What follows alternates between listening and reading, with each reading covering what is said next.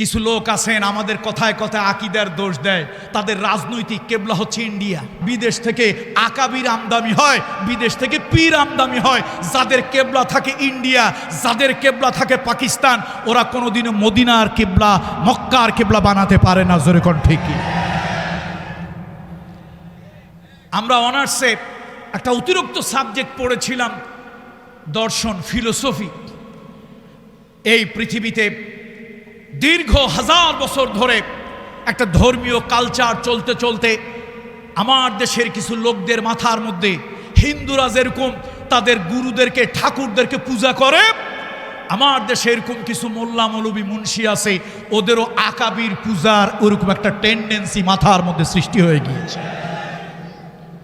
আকাবির তো তখন পর্যন্ত ঠিক আছে যখন আল্লাহর কোরআন আর রাসূলের সুন্নাহ দিয়ে ঠিক থাকবে। তোমার আকাবির যদি তোমাকে কোরআন সুন্নাহ পরিপন্থী কিছু শেখায়, আর তুমি যদি মনে করো আমার দ্বীন মানি হচ্ছে আমার আকাবিরের সমঝ, তাহলে তুমি গোমরাহ, তুমি নিঃসন্দেহে গোমরাহ। আমাদের দেশে আগে মুড়ি ভাজতো, মুড়ি বোঝেন তো, মুড়ি, হ্যাঁ, এই মুড়ি ভাজলে যেইটার মধ্যে বালু আর এই ভাজা মুড়িটাকে আলাদা করত, ওটা আমাদের মাদারীপুর, ফরিদপুর, গোপালগঞ্জ, আমাদের এই অঞ্চলের আঞ্চলিক ভাষা হলো ঝাঁঝর। চিটাগংয়ে কি বলে আমি জানি না, হ্যাঁ, বুঝি নাই। সালোইন। আচ্ছা, সালোইনের পিছনে কোনো ছিদ্র টিদ্র নাই? সালোনের পিছনে কি কোনো ছিদ্র আছে? একটা, দুইটা, অনেকটা, কতটা ওটা হিসাব করি নাই। এখন সুই হচ্ছে একটা উপকারী জিনিস যে মানুষের ছেঁড়া টেরা সেলাই করে দেয়। কারো শরীরের কোনো জায়গায় কাপড় চোপড় ছিঁড়ে গেলে ওটা সেলাই করে তার ইজ্জত, সম্ভ্রম, আবরুটা হেফাজত করে রাখে। সুই একটা ভালো কাজ করে, কিন্তু তার পিছনে একটা ছিদ্র। তো এখন ওই সালোইন ঝাঁঝর বলতেছে সুইরে, কই তুই কেমন, তোর তো ঠিক নাই। কেন ঠিক নাই? কই তোর পিছনে তো একটা ছিদ্র। তোর পিছনে কি? তোর পিছনে একটা ছিদ্র। তা সুই বলে, ভাই আমার যদি পিছনে ছিদ্র হয় হোক, একটাই না ছিদ্র। কয়টা? ভাই তোমার পিছনে যদি তালাশ করি, আকাশের তারকা পুঞ্জি যেরকম গুণে শেষ করা যায় না, তোমার যদি পিছনে এরকম খুঁজি, তাহলে তোমার পিছনে এত ছিদ্র আছে, ওটা আকাশের তারকা পুঞ্জির মতো খুঁজে শেষ করা যাবে না। আমাদের কথায় কথায় কিছু লোকেরা আকীদার দোহাই দেয়। আকীদার দোহাই কিছু লোকেরা দেয়। ভালো করে শুনে রাখুন, ভালো করে শুনে রাখুন। উহুদ পাহাড় যেরকম মজবুত, আমরা ওরকম আমাদের মজবুত কথা বলতেছি। আমরা মুহাম্মদ রাসূলুল্লাহ এবং তার সাহাবীদের আকীদাই হচ্ছে আমাদের আকীদা। চিৎকার দিয়ে বলেন লিল্লাহে তাকবীর। আমরা আহলে সুন্নাত ওয়াল জামাত, আমরা আহলে সুন্নাত ওয়াল জামাত। আমাদের আকীদা কোনো বিশেষ ব্যক্তির আকীদা নয়, কোনো ঠাকুর পুরোহিতের আকীদা নয়, কোনো আকাবিরের আকীদা নয়। আপনি আকীদার কথা বলেন, বাপ আর ছেলের আকীদা দুই রকম। বাংলাদেশে এক বড় হুজুর, বড় আলেম, অনেক বড় আলেম, শ্রদ্ধার সাথে আমি তার নামটা নিলাম না, উনার আকীদা আইন আল্লাহ, আইন আল্লাহ, আল্লাহ কোথায়? এই প্রশ্নের জবাব বাপ বলেছে একরকম, তার ছেলে বলেছে আর এক রকম। এখন বলেন, আপনারা ইন্ডিয়ান আকীদায় বিশ্বাসী, আপনাদের ইন্ডিয়ান আকীদার বাপের আকীদা হইল একরকম, ছেলের আকীদা হইল আর এক রকম, কারটা গ্রহণ করব? তো আপনাদের নিজেদের আকীদাই তো ঠিক নাই, আপনি আমার আকীদার দিকে কেন আঙ্গুল তোলেন? আসলে আকীদা, আমাদের দেশে আকীদা নিয়ে বড় কথা নয়, আমাদের দেশে সব থেকে বড় বিদ্বেষ হলো রাজনৈতিক বিদ্বেষ। মনে রাখবেন, কথায় কথায় যারা আকীদার কথা বলে আকীদা বিদ্বেষ, আসলে তার আকীদার কারণে আমাদের বিরোধিতা করে না, ওরা আমাদেরকে বিরোধিতা করে। ওরা আকীদার কারণে বিরোধিতা করে না, রাজনৈতিক প্রতিহিংসার কারণে বিরোধিতা করে। জোরে বলেন ঠিক। এটাই বাস্তবতা। আজকে কথায় কথায় কিছু লোকেরা আকীদা নিয়ে কথা বলে, ওর আকীদা খারাপ, তার আকীদা খারাপ। এই খারাপ আকীদার কথাগুলো ওই ব্যক্তিরা বলে যাদের নিজেদের আকীদা বলে তেমন ভালো কিছু নাই। পৃথিবীতে আজকে অত্যন্ত দুঃখের সাথে বলতে হয়, আমাদের মুসলমানদের মধ্যে এত ভাগ। পৃথিবীতে যত পয়গম্বর এসেছিলেন সব পয়গম্বরের দাওয়াত এক জায়গা থেকে এসেছে এবং তাদের দাওয়াতটা ছিল একরকম। ওয়ালাকাদ বাআসনা ফি কুল্লি উম্মাতির রাসূলা আন ইবুদুল্লাহা ওয়াজতানিবুত তাগুত। সব পয়গম্বর দাওয়াত তো একটাই দিয়েছেন, শরিয়াত ভিন্ন ভিন্ন ছিল কিন্তু দাওয়াত সকলে এক দিয়েছেন, আন ইবুদুল্লাহ, আন ইবুদুল্লাহ, আল্লাহর ইবাদত, আল্লাহর বন্দেগী, আল্লাহর দাসত্ব, আল্লাহর গোলামি। কোন পীরের গোলামি, পরীর গোলামি, নবীর গোলামি, নেত্রীর গোলামি, নেতার গোলামি, নফসের গোলামি, শয়তানের গোলামি নয়। আনে আবুদুল্লাহ, আল্লাহর গোলামি, ওয়াজতানিবুত তাগুত। আর যেই শক্তি আল্লাহ দেওয়া বিধান মানতে চায় না, আল্লাহর দেওয়া বিধান জমিনে প্রতিষ্ঠা করতে চায় না, আল্লাহর আইনের কথা শুনলে যাদের গাও জ্বলে, আল্লাহর আইনের কথা শুনলে যাদের অ্যালার্জি সৃষ্টি হয়, এই জাতীয় তাগুতদেরকে বর্জন করো, এই জাতীয় তাগুতদেরকে পরিহার করে চলো। সব পয়গম্বরের দাওয়াত একরকম ছিল। আজকে আহলে সুন্নাত ওয়াল জামাতের উদ্যোগে আয়োজিত আজকের এই প্রোগ্রামে খুব লম্বা কথা আমি বলবো না। মরহুম শহীদ আল্লামা দেলোয়ার হোসেন সাইদি চাচা, আল্লাহ নওয়ারাল্লাহু মারকাদাহু ওয়া জাআলাল জান্নাতা মাসওয়াহু, উনি ওনার অনেক খাদেমদের সাথে আলহামদুলিল্লাহ দেশ এবং বাহিরে পৃথিবীর যে কোনো জায়গায় যখনই যাই, হুজুরের প্রথম জীবনের কোনো খাদেমদের সাথে যখন দেখা হয়, হুজুরের প্রথম জীবনের অনেক খাদেম যারা খিদমত করেছেন আল্লামা সাইদি সাহেবের বুকের মধ্যে জড়িয়ে ধরেন, খুব আবেগ নিয়ে ভালোবাসা দেন, অনেক কথা বলেন। তার মধ্যে একটি কথা শুনতে বড়ই ভালো লাগে। মরহুম অধিক রাত করে কখনই তিনি বয়ান করতেন না এবং যত ব্যস্ততাই থাক কোনো রাতে তার তাহাজ্জুদের নামাজ কাজা হতো না। এটা কাদের কাছ থেকে? যারা তার খিদমত করেছেন, একই বিছানায়, পাশাপাশি বিছানায় জীবনের দীর্ঘ সময় তাফসীরের অঙ্গনে থেকেছেন। আমরা রাত 2টা, 2:30, 3টা পর্যন্ত মাহফিলগুলো করি, এইটা আমাদের একটা ট্র্যাডিশন হয়ে গিয়েছে। আমার মনে হয় এই সংস্কৃতি থেকে আমাদেরকে বের হয়ে আসতে হবে। খুব বেশি রাত্রে মাহফিল এটা প্রয়োজন নয়। একদম অল্প কয়েকটা কথা আপনাদের সামনে আমি তুলে ধরতে চাই। আজকে কাকে নিয়ে কথা বলবো, কার সম্পর্কে কথা বলবো? আল্লাহ এমন এক মহামানব সম্পর্কে কথা বলবো।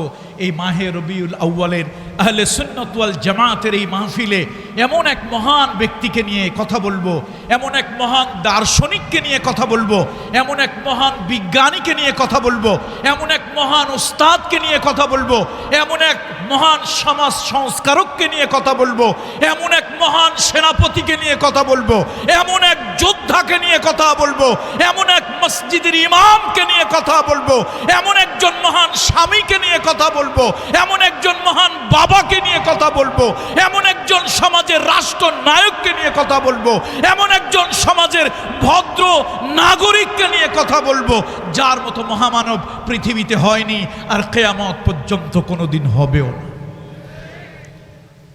বন্ধুরা আমার, মুরব্বীরা আমার, আল্লাহর হাবিব মুহাম্মদ রাসূলুল্লাহ সাল্লাল্লাহু আলাইহি ওয়াসাল্লাম যার ব্যাপারে কথা বলবো তার হৃদয় ছিল সাগরের মতো প্রশস্ত। কবি তার ব্যাপারে বলেন, ইয়া সাহিবাল জামালি ওয়া ইয়া সাইয়্যিদাল বাশার মিন ওয়াজহিকাল মুনীরে فقد منور القمر لا يمكن الثناء كما كان حقه بعد از خدا بزرگ توئی قصہ مختصر। আল্লাহর হাবিব এমন এক মহামানবকে নিয়ে কথা বলবো যার প্রশংসা, যার কথা যদি লিখতে থাকি প্রশান্ত মহাসাগরের পানিগুলো কালি যদি বানিয়ে লেখি তাহলে শেষ হবে না। আমার নবী আমার হাবিবের হৃদয় আটলান্টিক মহাসাগরের সাথে যদি তুলনা করি তাহলে আটলান্টিক মহাসাগর ছোট হয়ে যাবে, আমার হাবিবে কিবরিয়ার হৃদয়টা তার থেকেও বড় হবে। যার ব্যাপারে কি বলতে পারি, আমাদের ভাষা, আমাদের কলম, আমাদের জিহবা তার ব্যাপারে কি কথা বলতে পারে? কথা তো একটাই, বা'দ আজ খোদা বুজুর্গ তুই কিসসা মুখতাসার। হে হাবিব, আপনি তো এমন মহান ব্যক্তিত্ব, আপনি হচ্ছেন আল্লাহর সৃষ্টির সেই মহান ব্যক্তিত্ব যার প্রশংসায় স্তুতি বর্ণনা করে শেষ করা যাবে না, যার প্রশংসায় স্তুতি বর্ণনা করে শেষ করা যাবে না। হাবিব, আপনার ব্যাপারে যদি কথা বলতে থাকি বলতেই থাকবো। আল্লাহ তাআলার দুইটা নিয়ামত দেখেন আজিম সম্পর্কে। আল্লাহ তাআলা কোরআনুল কারীমের ব্যাপারে আজিম শব্দ ব্যবহার করেছেন। আল্লাহ তাআলা কোরআনুল কারীমের ব্যাপারে আজিম শব্দ ব্যবহার করেছেন। ওয়ালাকাদ আতাইনাকা সাবআম মিনাল মাসানি ওয়াল কুরআনুল আযীম। আল্লাহ তাআলা বলেন, আমি আল্লাহ তাআলা আজিম কোরআন তোমাকে দিয়েছি। আজিম কোরআন, কোরআনের ক্ষেত্রে আল্লাহ তাআলা আজিম শব্দ ব্যবহার করলেন।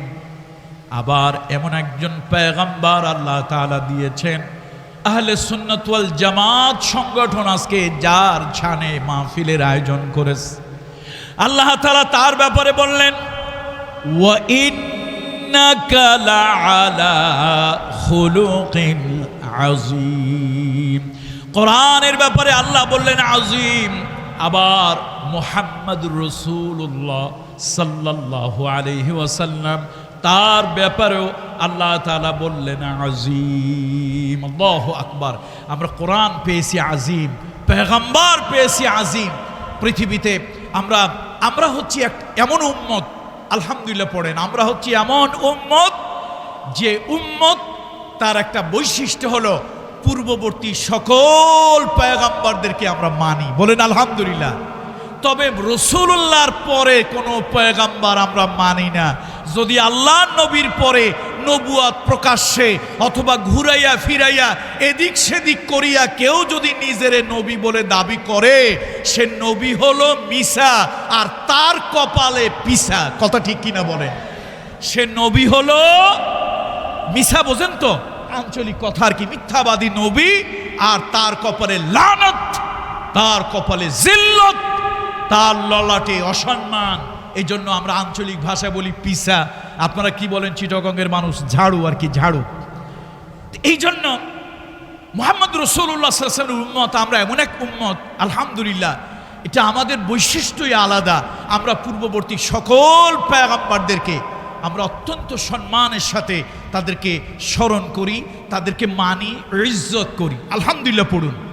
এই জন্য ডক্টর জাকির নায়েক একটা আলোচনায় বলেছিলেন, আমার এই আলোচনাটা খুব ভালো লেগেছিল।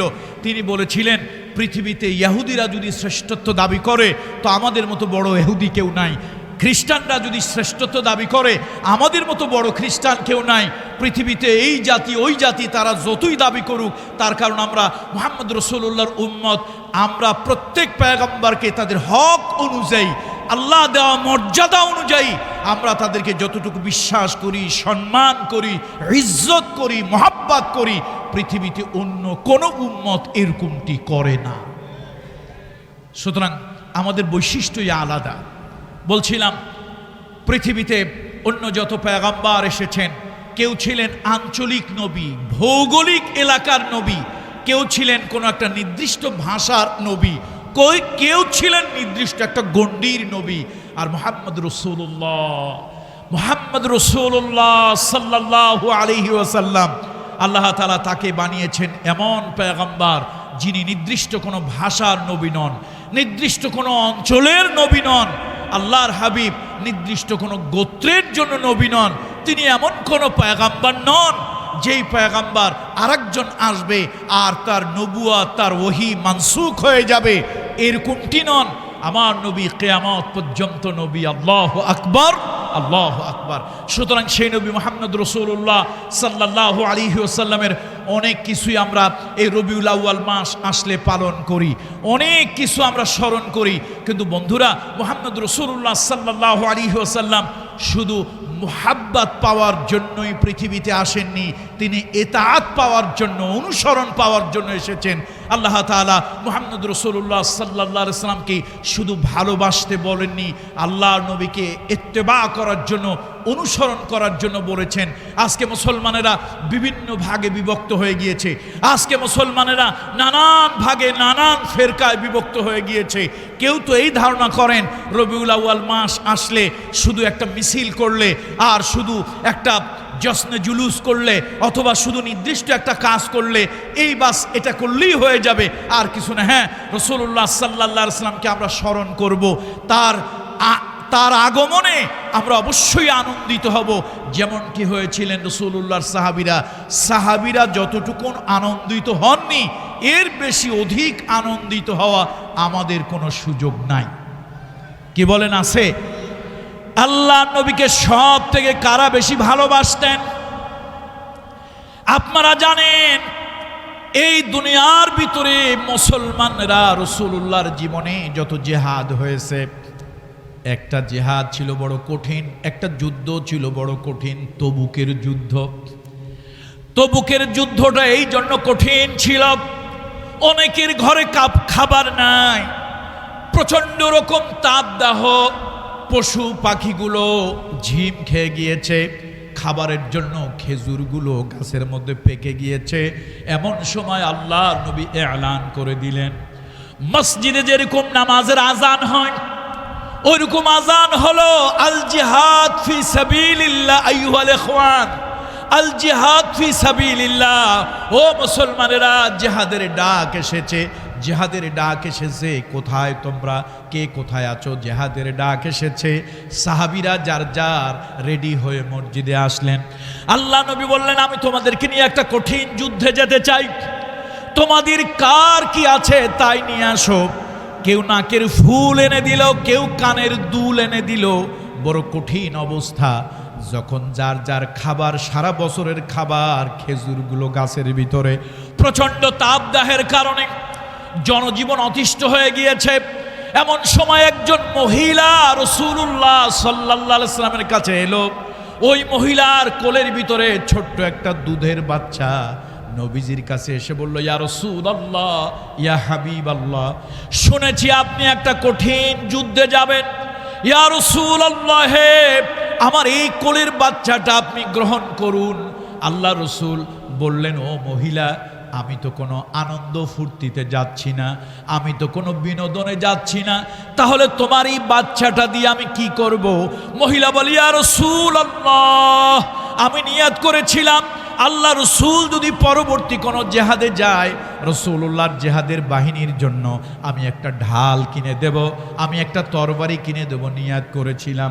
ইয়া রাসূলুল্লাহ, আমার স্বামী ইন্তেকাল করেছে, শহীদ হয়েছে, আমার দেওয়ার মতো কিছুই নাই, ঘরে এরকম কোনো সম্পদ নাই যেটা বিক্রি করে রাসূলুল্লাহর জিহাদের জন্য একটা ঢাল কিনে দেই, একটা তরবারি কিনে দেই। ইয়া রাসূলুল্লাহ, আমার মনের আকাঙ্ক্ষা, আমার এই বাচ্চাটা নিয়ে আসছি। এই বাচ্চাটা রাসূলুল্লাহ নিয়ে যাবেন যুদ্ধের ময়দানে। আল্লাহ নবী যখন তকসিম করে দেবেন, বন্টন করে দেবেন, সাহাবীদের ভিতরে তরবারি বন্টন করে দিলেন, ঢাল বন্টন করে দিলেন। কোনো পর্যায়ে যদি এমনটি হয়ে যায় কাউকে দেওয়ার মতো একটা ঢাল পাওয়া যাচ্ছে না, আত্মরক্ষার জন্য একটা ঢাল পাওয়া যাচ্ছে না, রাসূলুল্লাহর সামনে আত্মরক্ষার জন্য আমার এই দুধের বাচ্চাটা যদি তুলে ধরা হয়, আর শত্রুপক্ষ আল্লাহর হাবিবের শত্রুরা যদি তীর মারে, রাসূলুল্লাহকে হেফাজতের জন্য যদি কোনো ঢাল পাওয়া না যায়, আমার এই দুধের বাচ্চাটা ওই তীরের সামনে ধরলে আমার বাচ্চা তীর চালাতে পারবে না, তবে নিজের শরীরের ভিতরে তীরের আঘাত খেতে পারবে। আমার বাচ্চাটা তরবারি চালাতে পারবে না, তবে রহমতের নবীর দিকে কেউ যদি তরবারি মারে, আমার এই বাচ্চাটা ওই তরবারির আঘাত খেতে পারবে। ইয়া রাসূলুল্লাহ, ইয়া রাসূলুল্লাহ, আপনি আমাকে ফিরিয়ে দেবেন না, আশাহত করবেন না। আমি বড় আশা নিয়ে এসেছি, এই সন্তানটা আপনি নিয়ে যান, এই সন্তান নিয়ে যান যুদ্ধের ময়দানে। রাসূলুল্লাহর আবেগে আল্লাহর হাবিবের চোখে পানি এসে গেল। রহমাতুল্লিল আলামিন বললেন, শোনো, তুমি নিয়াত করেছো, আর আল্লাহ তাআলা ওই নিয়াত অবশ্যই কবুল করবেন। ইন্নামাল আমালু বিন্নিয়াত, আমল সহি হয় নিয়তের দ্বারা, আমলের সওয়াব পাওয়া যায় নিয়তের দ্বারা। তুমি নিয়াত করেছো আল্লাহর হাবিবের জন্য যুদ্ধে তুমি ডাল কিনে দেবে, তরবারি কিনে দেবে, কিন্তু তোমার সেই অ্যাবিলিটি নাই, সেই তৌফিক, তোমার সেই শক্তি নাই। তুমি, তোমার স্বামী শহীদ হয়ে গিয়েছে, তুমি এই ছোট্ট বাচ্চাটাকে নিয়ে আছো, তোমার তৌফিক নাই, নিয়ত করছো, এটাই আল্লাহ কবুল করে নিয়েছে। রাসূলুল্লাহ তার সে ভালোবাসা দেখে, দেখেন তো কেউ কোন ব্যক্তি আছে, আমরা তো মাশাআল্লাহ মিলাদ শরীফ পড়ি আর জিলাফি খাই, আগ্নি বিরিয়ানি খাই, 1000 টাকার গরু, ইন্ডিয়ার 10 টাকার গরু 15 টাকা 20 টাকা বানায় দেই, শুধুমাত্র আগ্নি বিরিয়ানি খেতে খেতে এত গরু লাগে আমাদের এই আগ্নি বিরিয়ানি খেতে। বন্ধুরা আমার, কিন্তু রাসূলুল্লাহকে ওই রকম সন্তান দিয়ে ভালোবাসা। ইয়া রাসূলুল্লাহ, ডাল দিতে পারছি না, এই সন্তানটা ডাল হয়ে আল্লাহর হাবিবের উপরে কোনো আক্রমণ আঘাত এলে সেটা ফিরাতে পারবে। আমরা সবাই জানি, নতুন করে ওয়াজ করা লাগবে না, এখানে প্রত্যেকে ইস অ্যান্ড এভরিবডি, আপনাদের প্রত্যেককে যদি বলা হয় আধা ঘন্টা 1 ঘন্টা আপনারা সবাই ওয়াজ করতে পারবেন। সবাই জানেন উহুদের ঘটনাটা, কে না জানেন বলেন তো? হযরত তালহা রাদিয়াল্লাহু তাআলা আনহু, তালহা রাদিয়াল্লাহু তাআলা আনহু রাসূলুল্লাহর সামনে নিজের দেহটাকে ঢাল বানিয়ে দিলেন। ভালোবাসা কাকে বলে শোনো, ভালোবাসা কাকে বলে শোনো, আল্লাহর হাবিবের মুহাব্বত কাকে বলে শোনো। জীবন দিয়ে ভালোবাসা, জীবনকে পরিবর্তন করে দেওয়া, আদর্শ পরিবর্তন করে দেওয়া। তোমার টুপি পরিবর্তন হয়েছে, দাড়ি পরিবর্তন হয়েছে, জুব্বা পরিবর্তন হয়েছে, কিন্তু তোমার ঈমান আর আকীদা এখন পর্যন্ত পরিবর্তন হয় না। আগেও তুমি বাম আর রাম ছিলা, এখনো তুমি বাম আর রামই, চিন্তা চেতনা আদর্শে এখনো তুমি তাই রয়ে গিয়েছ। ভালোবাসা কাকে বলে শুনুন, সবাই আপনারা জানেন। রাসূলুল্লাহ এক পর্যায়ে সাল্লাল্লাহু আলাইহি ওয়াসাল্লাম জিজ্ঞেস করলেন তালহাকে, এক পর্যায়ে জিজ্ঞেস করলেন, তুমি যে একবার আমার দেহের সাথে লেগে যাও, আরেকবার একটু আলাদা হও আমার দেহ থেকে। তোমার এই বিশাল বড় দেহটা, অনেক বড় দেহের অধিকারী ছিলেন তালহা রাদিয়াল্লাহু তাআলা আনহু। রাসূলুল্লাহ জিজ্ঞেস করছেন, একবার মিলে যাচ্ছ আর একবার একটু পৃথক হচ্ছ, কারণটা কি? তিনি আল্লাহর হাবিবকে বড় আবেগময় বললেন, আবেগী হয়ে বললেন, ইয়া রাসূলুল্লাহ, ইয়া রাসূলুল্লাহ, হুজুর, আমি আপনার সাথে আপনার দেহকে সেভ করার জন্য যত আঘাত আসে আমি তালহার উপরে যাক, আমার দেহটাকে আমি ঢাল বানিয়েছি আল্লাহর হাবিবের উপরে, যেন একটা নখের আঁচড় যেন না লাগে, একটা কাঁটার খোঁজা যেন না লাগে, একটা ফুলের টোকা যেন রাসূলুল্লাহর গায়ে না লাগে, সেজন্য আমার দেহটাকে ঢাল বানিয়ে আপনার দেহের সামনে দিয়েছি। তো আমার থেকে তুমি মাঝে মাঝে একটু আলাদা হয়ে যাও, কারণটা কি? ইয়া রাসূলুল্লাহ, হুজুর, এত জোরে আমার গায়ের মধ্যে তীর ঢোকে, আমার ভয় লাগে। আমার গায়ে তো ঢুকছে তীরটা, একদিক দিয়ে ঢুকলো আর এক দিক দিয়ে তীরটা এফোড় ওপর হয়ে বের হয়ে গেল। যদি আমার গা থেকে বের হয়ে যায় তীরটা, আর আপনার সাথে যদি আমি লেগে থাকি, মিশে থাকি, আল্লাহর হাবিবের গায়ে গিয়ে ওই তীরের খোসা আঘাত লাগতে পারে, আমি এইটাও বরদাস্ত করতে পারি না। সেই জন্য নিজেকে মাঝে মাঝে রাসূলুল্লাহ থেকে একটু দূরে সরিয়ে নিই। এর নাম ভালোবাসা। আরে রাসূলুল্লাহর জন্য এক মুহূর্ত যে দেখেছে, তার ভালোবাসা কি ছিল! আল্লাহ, আল্লাহু আকবার।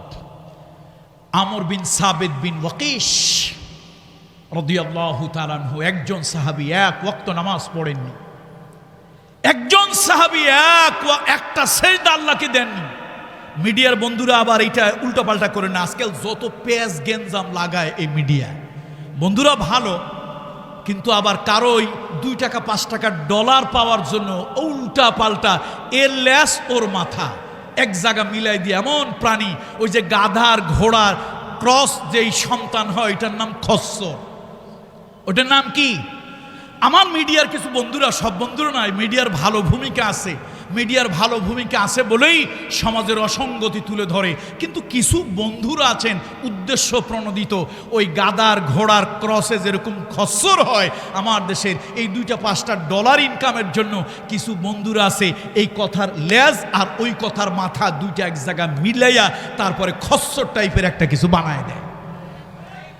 বলবে কালকে বিরাট বড় হেডিং, আনসারী সাহেব বলছে সাহাবীরা তো নামাজই পড়ে নাই।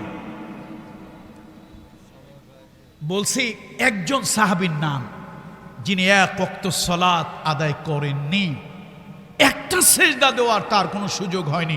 আবু হুরায়রা রাদিয়াল্লাহু তাআলা আনহু থেকে হাদিস কানা বর্ণিত, সেই সাহাবীর নাম ছিল আমর বিন সাবিত বিন ওয়াকিশ, যার একটা নিকনেম ছোট্ট নাম ছিল উসাইরিম। কি নাম ছিল? উসাইরিম। আল্লাহু আকবার। উহুদের ময়দানের পাশে তিনি দাঁড়িয়েছিলেন। আমার ভাই, হৃদয়ের ভাই আলী হাসান উসামা যে উহুদের ব্যাপারে বলেছিলেন, রাসূলুল্লাহ বলেছে আল ওয়াহুদু ইউহিব্বুনা ওয়া নাহনু নুহিব্বু। উহুদ আমাদেরকে ভালোবাসে, আমরা উহুদকে ভালোবাসি। সে ভালোবাসার পাহাড়। কত সাহাবী দেখেছি উহুদ পাহাড়ের কাছে গিয়ে কাঁদে, এটা হলো আবেগ, মোহাব্বত, কাঁদে। হাজী সাহেব পাহাড়ের দিকে তাকায় তাকায় কাঁদতেছেন কেন? কয় যে আমার রাসূলুল্লাহকে নাকি এই পাহাড় ভালোবেসেছে। আমি তো একজন সাধারণ মানুষ, জেনারেল মানুষ, আমি তো একজন উম্মি মানুষ, আমি তো আর অত হাদিস টাদিস পড়ি নাই, কিন্তু শুনেছি আমার হাবিবে কিবরিয়া মুহাম্মদ রাসূলুল্লাহ সাল্লাল্লাহু আলাইহি ওয়াসাল্লামকে এই পাহাড়ও নাকি ভালোবেসেছে। সেই ভালোবাসার উহুদ পাহাড়ের দিকে তাকাইয়া আবেগে আমিও চোখের পানি ধরে রাখতে পারছি না। সে উহুদে এক কোণে দাঁড়িয়ে যুদ্ধের তামাশা দেখতেছিলেন আমর বিন সাবিত বিন ওয়াকিশ, যুদ্ধের তামাশা দেখছিলেন।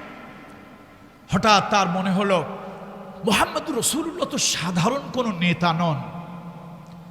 যদি মুহাম্মদুর রাসূলুল্লাহ সাধারণ কোনো নেতা হতেন তাহলে তার অনুসারীরা তার জন্য কাজ করত। একটা কথা আছে, চাচা আপনা জান বাসা। দেখবেন অনেক নেতা আছে বিপদের সময় নিজে ভেঙে যায়, কর্মীদেরকে বিপদে রেখে যায়। আছে না এরকম? আছে না? মুহাম্মদ রাসূলুল্লাহ সাল্লাল্লাহু আলাইহি ওয়াসাল্লাম সাহাবীদেরকে রেখে যায় না, সাহাবীরা রাসূলকে রেখে যায় না। আমর বিন সাবিত বিন ওয়াকিশের হৃদয়ের মধ্যে ছোঁয়া লাগতেছে। তিনি গেছেন তামসা দেখতে। তামসা বোঝেন তো?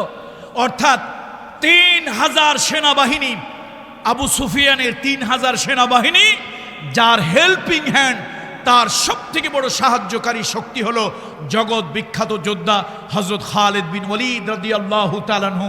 তখনও তিনি ইসলাম গ্রহণ করেননি, তিনি মুশরিক ছিলেন। ইসলামের নিয়ামত তখনও তার মধ্যে হয়নি। সেই মহান বিজয়ী যোদ্ধা আল্লাহ তাআলা যাকে কোনো যুদ্ধে পরাজয় তাকে দান করেননি। আল্লাহু আকবার। তো এই যুদ্ধ মাত্র 700 লোকের সাথে। 700 কেমনে? মুনাফিকদের সর্দার আবা কাবা জুব্বা জাব্বাওয়ালা একজন ছিল, নাম ছিল আব্দুল্লাহ ইবনে উবাই ইবনে সুলুল। তার লোকজন নিয়ে তো তিনি ভেগে গেলেন। 1000 থেকে 300 চলে গেলে থাকে কয়শো? 700 মানুষ 3000 লোকের সাথে যুদ্ধ করবে, একটা অসম যুদ্ধ। এই জন্য আমি তামাশা শব্দটা ব্যবহার করেছি।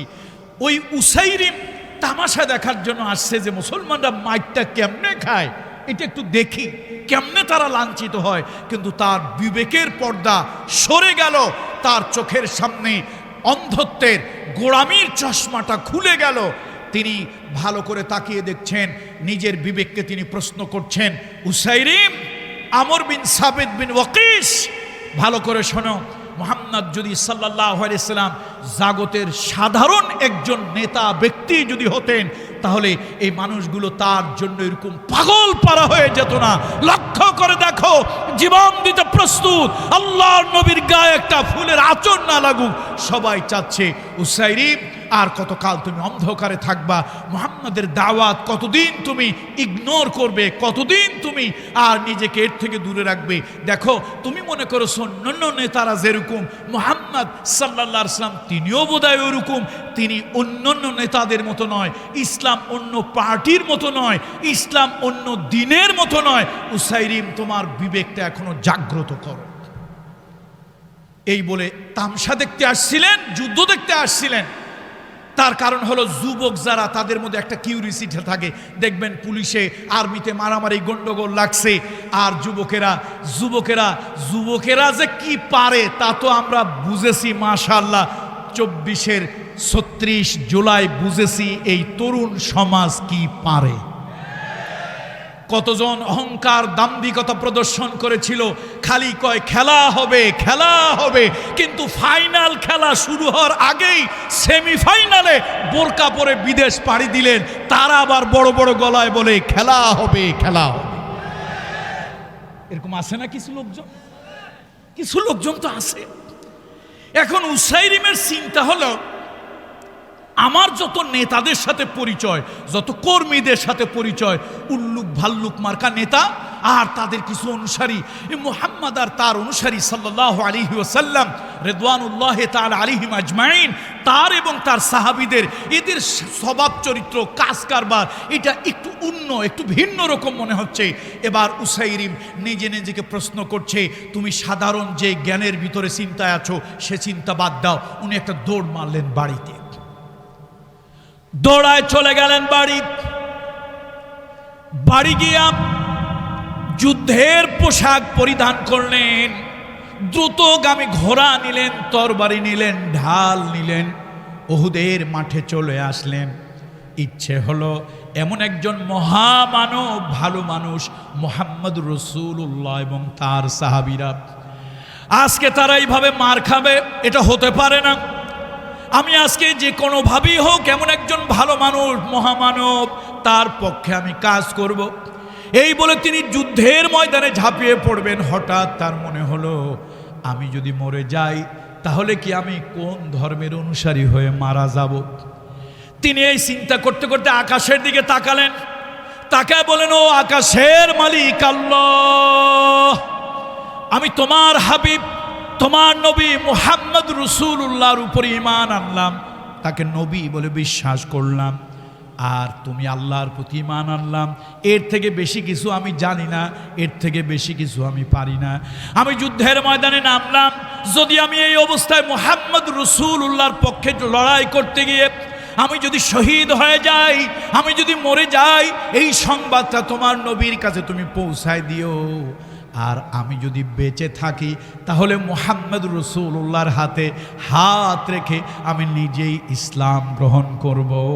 আল্লাহু আকবার। ইসলাম তো আত্মসমর্পণ করা, ইসলাম তো আত্মসমর্পণ করা। কোনো বিনা বাক্যে আল্লাহ তাআলা ইব্রাহিম খলিলুল্লাহকে বলেছিলেন আসলিম, তিনি কোনো ধরনের আর্গুমেন্ট আল্লাহর সাথে করেননি, তিনি সাথে সাথে বলেছিলেন আসলামতু লিরাব্বিল আলামিন। ঠিক আমর বিন সাবিত বিন ওয়াকিস, যার ছোট্ট একটা ডাকনাম ছিল উসাইরিম, তার অবস্থা ঠিক একই হলো মুহাম্মদ রাসূলুল্লাহর ভালোবাসায়। তার কারণ এতক্ষণ তার ধারণা ছিল মুহাম্মদ একজন দলনেতা, দলপতি, একজন লিডার, তিনি একজন রইস। কিন্তু প্রকৃত অবস্থা দেখে, যুদ্ধ দেখে, সাহাবীদের ব্যবহার দেখে তার সে চিন্তা পরিবর্তন হলো। মুহাম্মদ রাসূলুল্লাহ রইস বটে, তবে গতানুগতিক রইস নন। মুহাম্মদ রাসূলুল্লাহ লিডার বটে, তবে গতানুগতিক লিডার নন। মুহাম্মদ সাল্লাল্লাহু আলাইহি ওয়াসাল্লাম যুদ্ধের সেনাপতি বটে, তবে গতানুগতিক সেনাপতি তিনি নন। এটা তার মাথার মধ্যে ঢুকলো এবং তিনি আল্লাহর উপরে ভরসা করে রাসূলুল্লাহর হাতে হাত রেখে তিনি পূর্ণাঙ্গ কালেমা পড়বেন, এই মানসিকতা নিয়ে আল্লাহর কাছে আত্মসমর্পণ করে রাসূলুল্লাহকে নবী বলে বিশ্বাস করে তার জন্য ময়দানে ঝাঁপিয়ে পড়লেন। বীর দর্পে তিনি যুদ্ধ করলেন, জিহাদ করলেন এবং তিনি শহীদ হয়ে গেলেন। বন্ধুরা আমার, যুদ্ধের ময়দানে 70 জন জলিল কাদের সাহাবা শহীদ হলেন। আল্লাহ রাসূল সাল্লাল্লাহু আলাইহি ওয়াসাল্লামের দান্দান মোবারক শহীদ হলো। নবীকে বলা হলো, ইয়া রাসূলুল্লাহ, আমরা কি করব? আল্লাহ রাসূল একটু সুস্থ হলেন। এবার আল্লাহর হাবিব বললেন, শোনো। আল্লাহর হাবিব বললেন, শোনো, যারা আহত তাদেরকে চিকিৎসা দেওয়ার ব্যবস্থা করো, আর যারা শহীদ হয়ে গেছে তাদের লাশগুলো এক জায়গায় করো, এক জায়গায় একত্রিত করো, উহুদের প্রান্তরে আমি দাফন করব। রাসূলুল্লাহ কথা বললেন। সাহাবীরা আহতদেরকে আলাদা করতে শুরু করলো, আর শহীদদেরকে এক জায়গায় করে তাদেরকে আল্লাহ রসুলের হুকুম অনুযায়ী দাফন করবেন। হঠাৎ দেখা গেল মুসলমানদের মধ্যে একজন যুবক, কাফের যুবক, যার নাম হলো উসাইরিম। কেউ কেউ চিৎকার দিয়া উঠল, এই কাফের যুবক, মদিনার কাফের উসাইরিম আমাদের মধ্যে কেমনে ঢুকল? হঠাৎ আরেকজন জেগে বলছে, চিৎকার দিয়ে বলছে, দেখো এই টকবগে তরুণ যুবক উসাইরিমের ঠোঁট লড়তেছে, তোমরা একটু ভালো করে লক্ষ্য করো। একজন তার ঠোঁটের কাছে গিয়ে দেখে ঠোঁটের আগায় তার প্রাণটা চলে আসছে, জীবনটা ঠোঁটের আগায় চলে আসছে। ওই অবস্থায় তিনি বলছেন, ভাই আমি কিন্তু কাফের নই, আমি আল্লাহ বিশ্বাস করেছি। নবিয়না সৈয়দনা মুহাম্মদ রাসূলুল্লাহ, আল্লাহ নবী মুহাম্মদ রাসূলুল্লাহকে আমি নবী হিসাবে মেনে নিয়েছি। আমি জানি না পূর্ণাঙ্গ কালেমা কিভাবে পড়তে হয়, তবে আমি মুহাম্মদ রাসূলুল্লাহকে নবী মেলে আল্লাহকে ইলা রব বলে যেইটুকু বুঝি ওইটুকু কালেমা পড়েছি। রাসূলুল্লাহকে জানিয়ে দিও আল্লাহর হাবিবের ভালোবাসায় তার পক্ষে আমি অস্ত্র ধরেছিলাম, আমি এখন শহীদ হয়ে যাচ্ছি, আমি শহীদ হয়ে যাচ্ছি, আমার সালাম রাসূলুল্লাহর কাছে পৌঁছায় দিও। এই বলে তিনি কালেমার গান গেয়ে দুনিয়া থেকে বিদায় হলেন। সাহাবীরা দৌড়ায় চলে গেল রাসূলুল্লাহর কাছে। আল্লাহর নবী বড় অসুস্থ, আল্লাহর হাবিব বড় অসুস্থ। গিয়া সব ঘটনা রাসূলুল্লাহকে বললেন।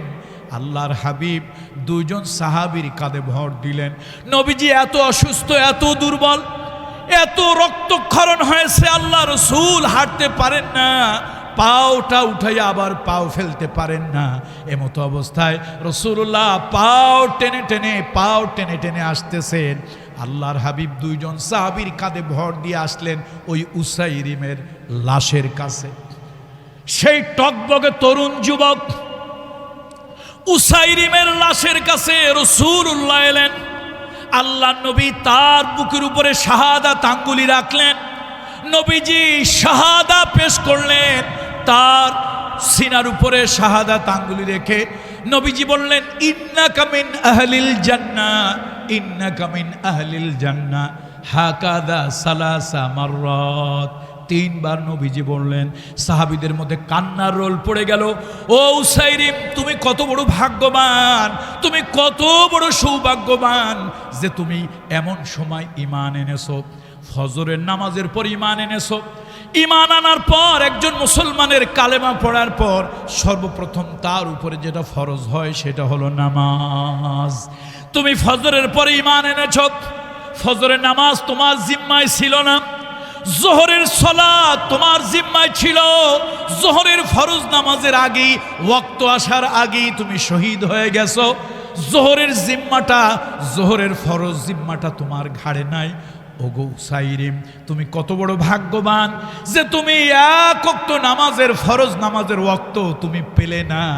অর্থাৎ একটা সেজদাও তুমি আল্লাহকে দিতে পারলে না, একটা সেজদাও তুমি আল্লাহরে দিতে পারলে না, এক ওয়াক্ত ফরজ নামাজ তুমি পড়তে পারলে না। কিন্তু নবী মুহাম্মদ রাসূলুল্লাহ সাল্লাল্লাহু আলাইহি সাল্লাম তার ভালোবাসায়, দ্বীনের জন্য রাসূলের ভালোবাসায় জীবন উৎসর্গ করে দিলে। আর নবীজি এত কষ্টের ভিতরে তোমার বুকের উপরে, সিনার উপরে আঙ্গুল রেখে আল্লাহ রাসূল শাহাদা পেশ করেছেন। আল্লাহু আকবার। এই জন্য বলছি সাহাবীদের ভালোবাসা আর আমাদের ভালোবাসা মেকি ভালোবাসা, আর্টিফিশিয়াল ভালোবাসা। লা ইউমিনু আহাদুকুম, রাসূলুল্লাহ স্পষ্ট বলেছেন, তোমার সব কিছুর থেকে যতক্ষণ পর্যন্ত অধিক ভালোবাসার পাত্র আমি না হব, ততক্ষণ পর্যন্ত তুমি তো মুমিন হতে পারবে না। ভালো নবীকে বাসতে হবে। তবে কুল ইন কুনতুম তুহিব্বুনাল্লাহ ফাত্তাবিউনি ইউহিব্বুকুমুল্লাহ। দেখুন, পৃথিবীতে একজন মাত্র মহামানব।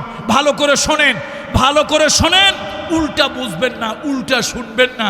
কিছু মানুষের চরিত্র হলো শোনে একটা, বলে বেড়ায় আর একটা। কি ঠিক না? উল্টা শুনবেন না, ভালো করে শোনেন, কান খুলে শোনেন। নবীকে অবশ্যই মোহাব্বত করতে হবে, কোনো সন্দেহ নাই।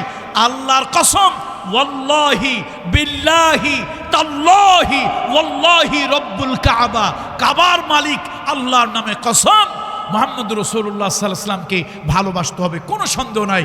কিন্তু মুহাম্মদ রাসূলুল্লাহ এমন নবী যারে শুধু ভালোবেসে জান্নাতে যাওয়া যাবে না। শুধু ভালোবেসে কি করা যাবে না? যদি শুধু ভালোবেসে জান্নাতে যাওয়া যেত তাহলে আবু তালেবের থেকে বেশি ভালোবাসা রাসূলুল্লাহকে কেউ দেয়নি আর দিত না। আমার নবীকে ভালোবাসতে হবে, এটা কোনো সন্দেহ আছে? বলেন কোনো সন্দেহ আছে? আবার ও আজকালকে উল্টো বুঝবেন না। ওই যে মরহুম শহীদ আল্লামা দিওয়াল হোসেন সাইদি সাহেব হুজুর ওয়াজ করছিলেন, সে ওয়াজ তখন বোধহয় আসফুর রাবে বা আসফুল খামেস, এই চতুর্থ পঞ্চম শ্রেণীর ছাত্র, ওয়াজ মনে আছে। ব্রিটিশ পিরিয়ডের কথা, এক লোক তার শত্রুর খালি কথা ধরে, শত্রুর ভুল ধরে, শত্রু যা বলে তাই শুনে আবার এটা অন্যর কাছে লাগায়। তো বাজারে গেছে, শত্রুর মেয়ে ধুমধাম করে বিবাহ দিয়েছে, ওনারে দাওয়াত দেয় নাই। আচ্ছা, বিবাহতে কি শত্রুরে দাওয়াত দেবে? দাওয়াত দিলে আবার কোন জায়গার জিলাফি কোন জায়গা নিয়ে ঠেলে দেয় তার তো ঠিক নাই, এই জন্য দাওয়াত দেয় নাই। তো একজন জিজ্ঞেস করছে, ভাই এত জাকজমক করে 2-4টা গরু টরু দিয়া এই যে মেয়েটারে বিয়া দিলেন, খরচ হইল কত? ব্রিটিশ পিরিয়ডের কথা, খরচ হইল কত? গরু কাটলেন, ছাগল জবা করলেন, মুরগি জবা করলেন, বিশাল ধুমধামে খাবার দিলেন, এত বড় রাজকীয় আয়োজন, খরচ হয়েছে কত? বলে 3 কম 300। খরচ কত হয়েছে ভাই? কথা কয় না লোকেরা। আগের যুগের মানুষ বেশি হইলে 20 হিসাব করছে। 20 টাকার উপরে হিসাব লাগেই না, 20 টাকার উপরে হিসাব লাগেই না। আর যারা একটু জমিদার টাইপের তারা হয়তো 7-এর হিসাব করছে। 1000 টাকা তো অনেকে চোখেই দেখে না, প্রশ্নই আসে না। যখন 1 আনা 2 আনা চাউলের বন, তো তখন এইরকম আসবে কোথার থেকে? তো এই বিশাল বড় জমিদারি খরচ, ধুমধাম বিয়ে, খরচ কত হয়েছে ভাই? কথা বলে না লোকেরা, কত হয়েছে? 3 কম, মানে 300 টাকা থেকে কয় টাকা কম? 3 টাকা কম। তো শত্রু তো পাশে আছে, শত্রু আর একদিকে তাকায় আছে, কিন্তু কানটা কোন দিকে? ওই শত্রুর দিকে। তো সে তো শুনছে। এখন শত্রুর চরিত্র হলো প্রত্যেক কথারই তো আর এক লোক, তার লোকজনের কাছে গিয়ে বদনাম দুর্নাম করা। তাকে, শোনো মিয়া, কি আর বলবো, ও যে আমার শত্রু, ওরে তো সোজা আমার করে লাগে না, সোজা তো আল্লাহ করছে। ওর মাইয়া বিয়ে দিছে, গভর্নমেন্ট তার উপরে ধরছে ইনকাম ট্যাক্স। তাহলে মেয়ে বিয়ে দিছে, খরচ হয়েছে কত? খরচ হয়েছে 3 কম 300। আর উনি আর একদিকে তাকাইয়া শত্রুর ভুল ধরার জন্য ভিন্ন মানসিকতা নিয়ে শুনছে, এই জন্য উনি শুনছে ইনকাম ট্যাক্স। অর্থাৎ ইনকাম ট্যাক্সের কোন অফিসার আসছিল, এত ধুমধাম করে বিবাহ খরচ করার কারণে তার উপর একটা ইনকাম ট্যাক্স গভর্নমেন্টের পক্ষ থেকে ধার্য করা হয়েছে। গ্রাম্য ভাষায় ওটা হলো ইনকাম ট্যাক্সও। তাহলে খরচ হয়েছে 3 কম 300। বেটায় বলে বেড়াইছে, আমার শত্রুরে সোজা আমার করে লাগে নাই, সরকারই সোজা করে দিছে। তার মেয়ের বিবাহ ধুমধাম করে দিয়েছে, আর সরকারের পক্ষ থেকে কি হয়েছে?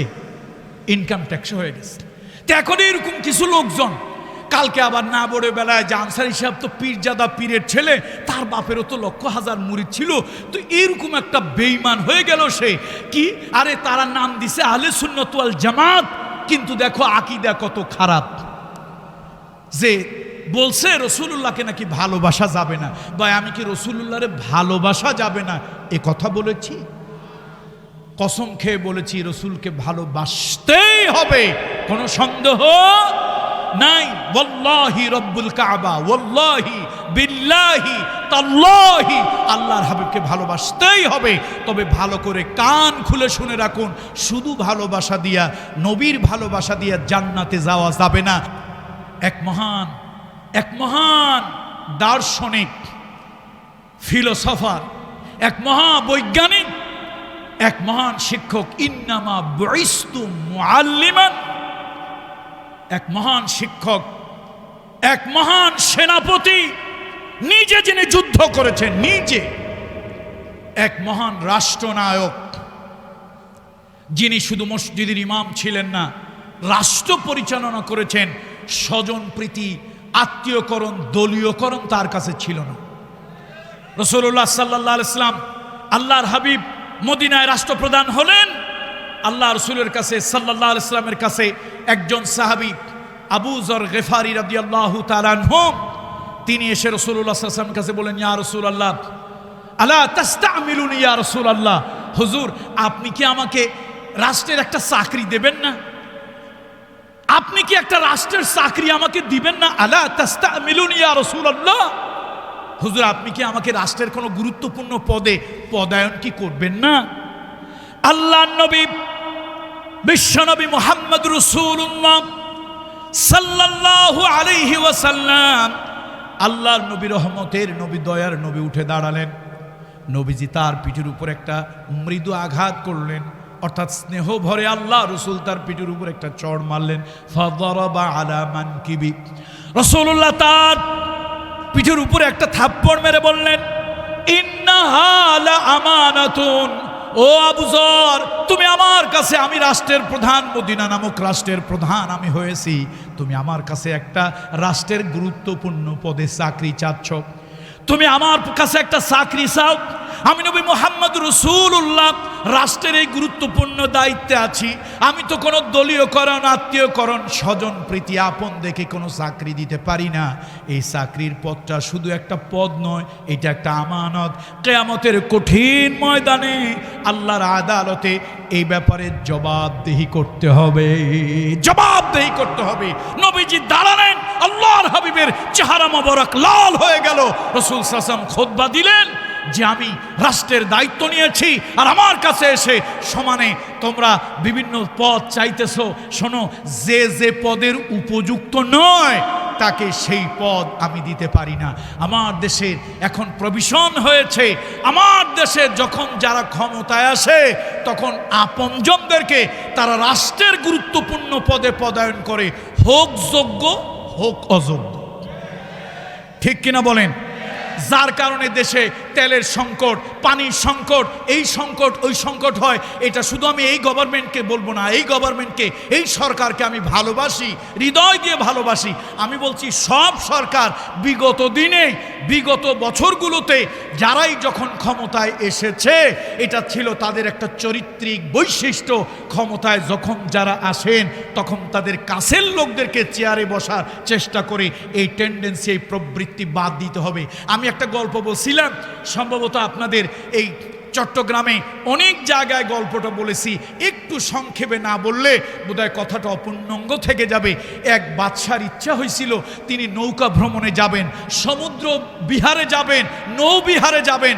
উজিরে আলা অর্থাৎ প্রধানমন্ত্রীকে ডেকে বলেছিলেন, জ্যোতিষীদের কাছে জিজ্ঞেস করো আবহাওয়া যেই দিন ভালো আমি সেই দিন যাব।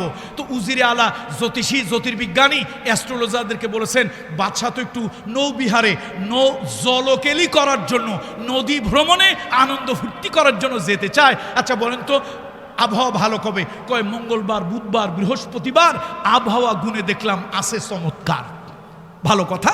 তো আগামী বৃহস্পতিবার রেডি হইল বাদশাহ যে তিনি নৌবিহারে, নৌ ভ্রমণে যাবেন, একটু নদীতে ঘুরবেন, লাগলে সমুদ্রে ঢুকবেন, নদীতে একটু আনন্দ ফুর্তি করে বেড়াবেন।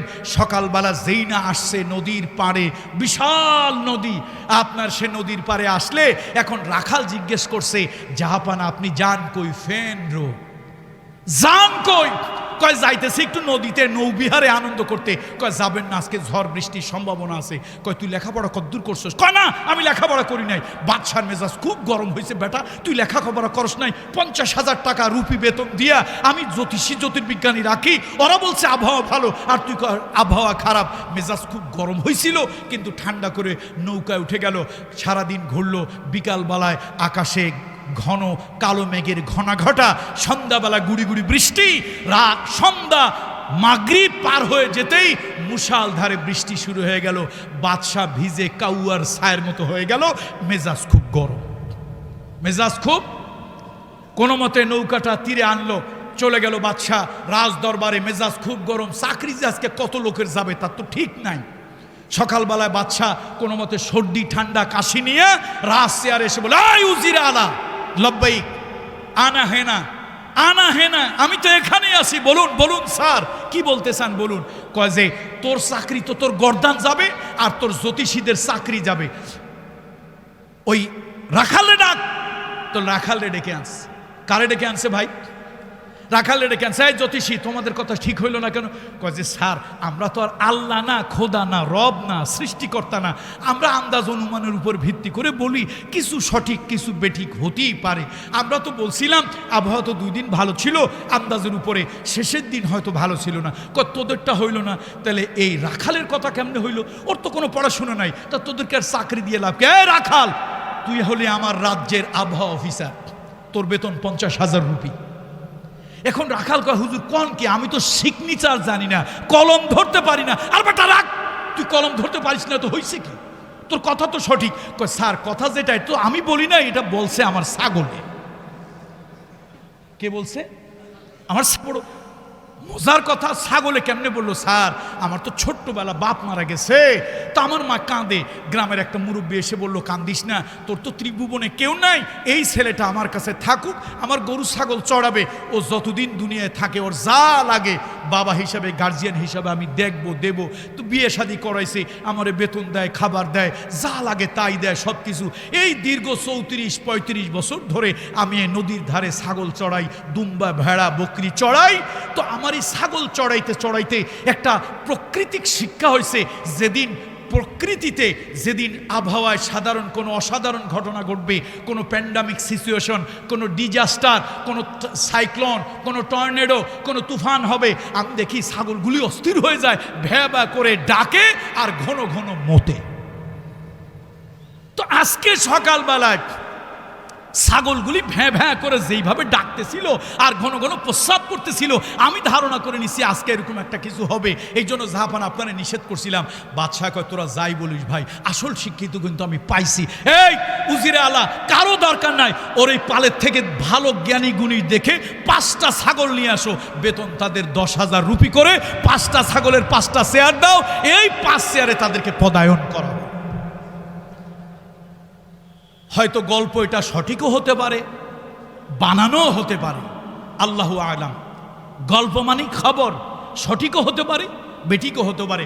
তবে গল্প সঠিক আর বেঠিক যাই হোক না কেন, তো বিষয়টা কিন্তু আসল। সেই বাদশাহ দুনিয়া থেকে চলে গেছে, কিন্তু রাষ্ট্রীয় গুরুত্বপূর্ণ পদে ছাগলদের পদায়ন আগেও বন্ধ হয় নাই, এখনো বন্ধ।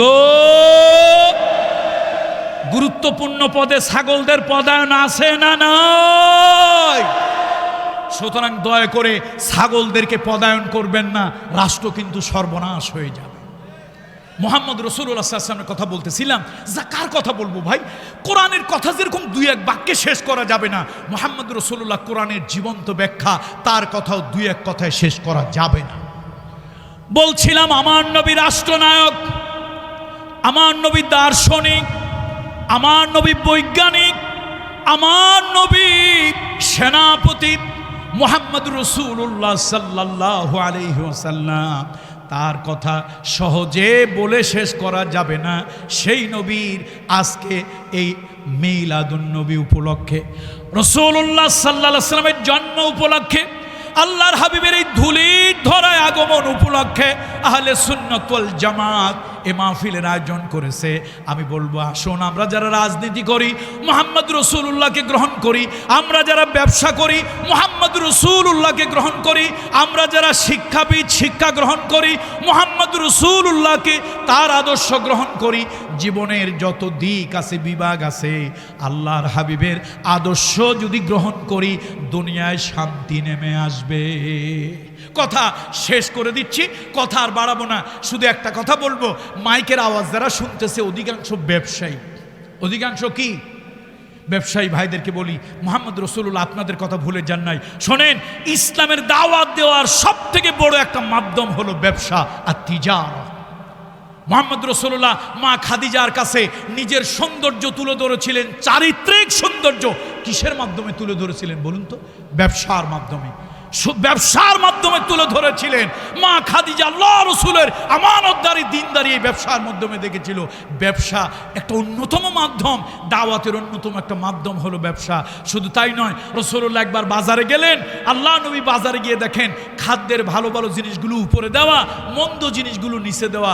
রাসূলুল্লাহ সাল্লাল্লাহু আলাইহি ওয়াসাল্লাম বাজারে গিয়ে যখন দেখলেন উপরে একরকম ভিতরে আর এক রকম, নবীজি রাগ করে বললেন, মান গাশশানা, মান গশানা ফালাইসা মিন্না।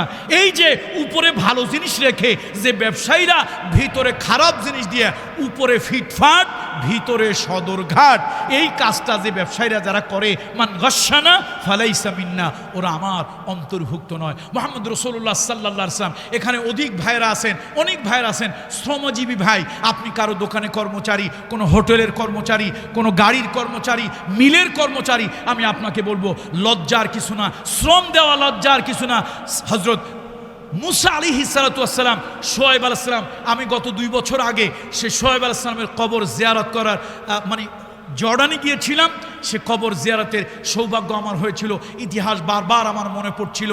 শোয়েব আলাইহিস সালামের কাছে গিয়েছিলেন মুসা আলাইহিস সালাম, কিন্তু কর্মের বিনিময়, কর্মের যৌতুক নেননি, কর্মের বিনিময় তিনি স্ত্রীকে বিবাহ করেছিলেন, মোহর আদায় করেছিলেন এবং অনেক কর্মের বিনিময় বেতন একসাথে অনেক ছাগল পেয়েছিলেন। অনেকে বলে হুজুর আপনারাই বলেন, আমরা বিয়ে করতে গেছি, একটা পালসার মোটরসাইকেল চাই, কয় টাকাই বা দাম? 2 লাখ 2.5 লাখ টাকা দাম, এইটা চাই। আর আপনারা হুজুররা আমাদের বিরুদ্ধে উল্টা কথা কন। মুসা আলাইহিস সালাম যৌতুক নেয় নাই।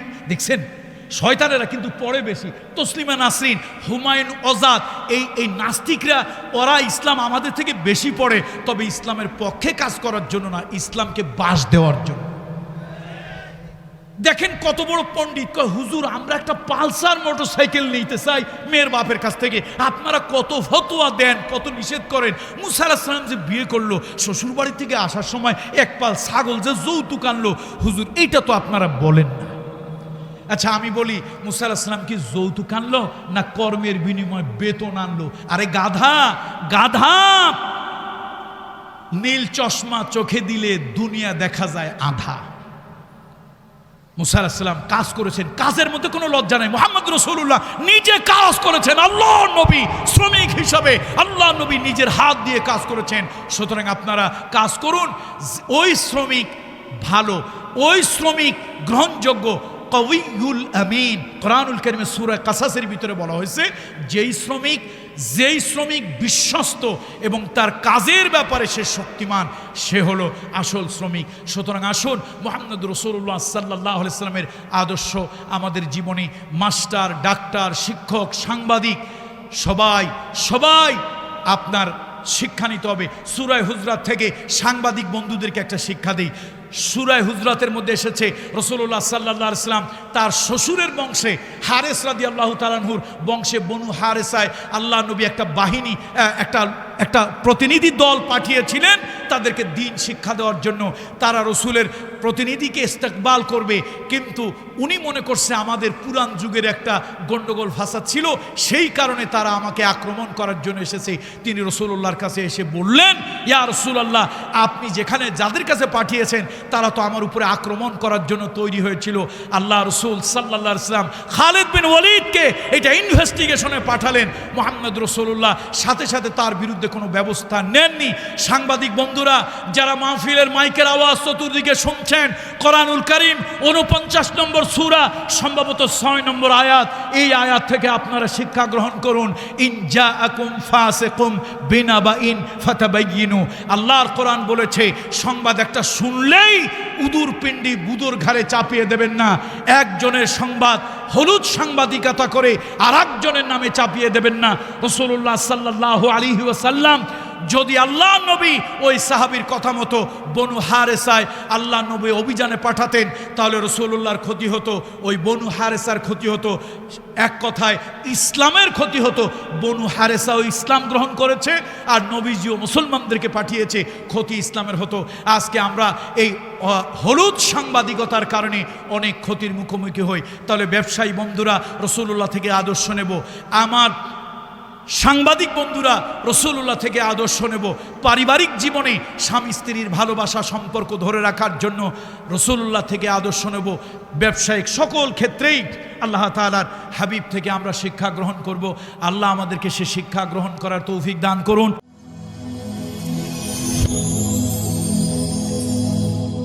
Rose TV 24. Enjoy by listening to the Holy Quran.